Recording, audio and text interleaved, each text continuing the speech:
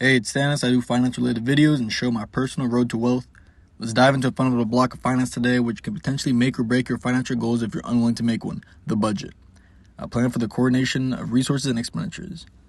Keep in mind, a fool and his money are soon departed. Don't be a fool unless that's what you tend to do. Tell it to all my friends, and I'll tell it to you too. Most of the time, you'll be using a budget to reach a certain goal. For example, buying a car, phone, tickets to a concert, new shoes, or a house.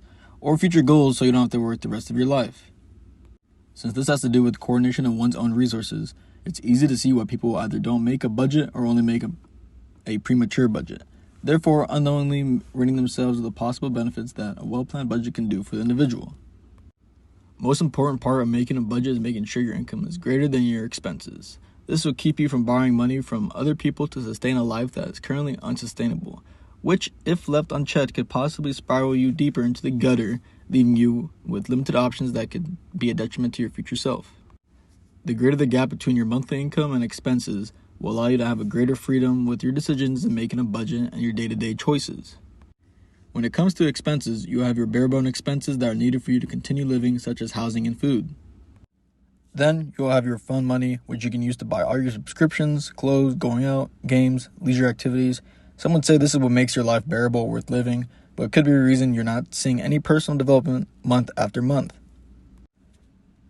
As for your necessary expenses, this is generally stable and can be hard to change rapidly if you're limited in resources.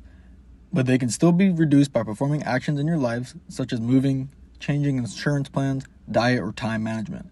You might have to come to terms with the excess baggage in your life and minimize it to what you actually utilize at the moment, and not be too forward thinking about how you could use an item in your benefit that adds minimal benefits, if at all.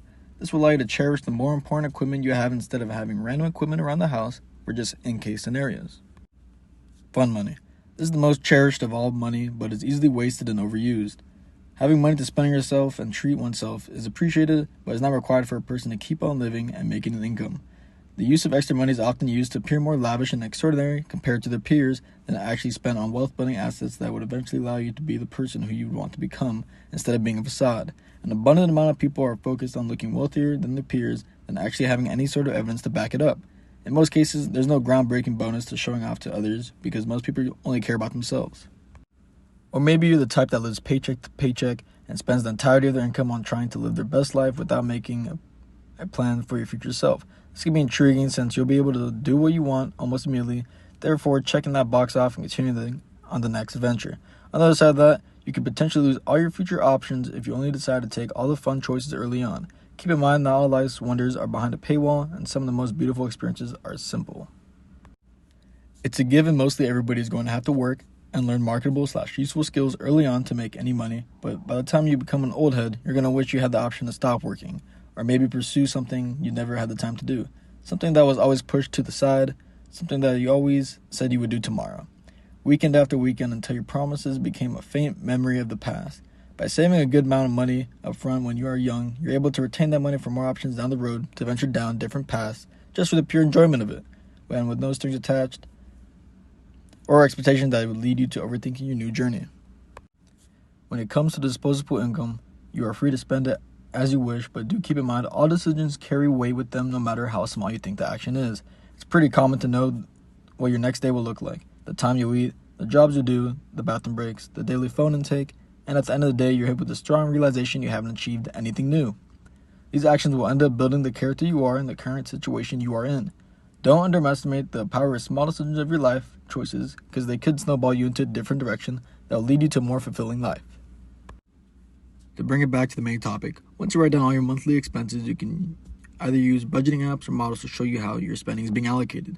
You should label the categories if not already labeled. For example, the labels could be housing, food, gas, going out, investments, insurance, utilities. Enter an accurate estimate per each category and behold the outcome. If you're not happy with the results, you can always look back into your budget and either take out or reduce certain expenses. And if you are making your first budget for the first time, I would encourage you to challenge yourself and make some restrictions on your spending habits. Behold my monthly budget that has a savings rate of 70%. I got some pretty generic expenses such as car insurance, food, and utility type expenses with a buffer about $100 in case of random purchases that might pop up during the month. The buffer is not always used to its full extent, but occasionally it will go above that amount. I currently don't pay rent, so that's a huge factor to why my savings rate is so large compared to the average American, which is about 9%.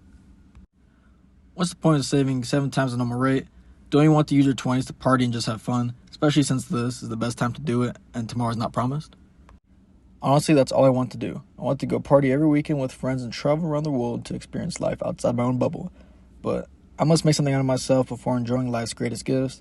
I've done some partying and traveling, but if I don't make an effort in myself and my future, my reach will be limited and my obligations will be more taxing. So that's why I'm going so hard in this aspect of my life. I believe it's important to become a producer of some sort and not just a consumer, because even though it might be acceptable to be broke in your early 20s with zero skills, it's not as cute to be broke in your 30s with zero or minimum accolades to show for your time on this earth. So I plan to build myself to a point where I'm structurally sound and I'm capable with dealing with great adversity. If what I want does not come as easily as planned, that being said, grinding early on in life to become of greater value, not consuming what the world feeds you, and walking down the road rarely taken will allow you to live a life not normally achieved by others. Even though my income is relatively low, I compensate by having a high savings rate that I can invest into assets, such as stocks, mostly for now, but I intend to fund my future aspirations and get into the real estate game within the coming years. I don't find it hard to live under my budget and deal with the restraints. It might look like I'm starving myself only to continue to add to my portfolio, but I've been able to maintain this lifestyle for many years now. I have all the essentials I need, and if I decide to go on a day trip, I can. Most of my wants are not related to material items, which make it easier to save money since I don't really care to keep up with any current trends. I'm able to save a good amount of money every month, but I'm going to have to increase my own income to really improve much in investing with my own capital, especially since I'm not willing to reduce my life any more than I already have. Looking at this pie chart fills me with relief and a sense of accomplishment since it illustrates a path that can be achieved just by staying within certain limits. I hope it brings some light to your financial situation and the possibilities that you could make a reality for yourself.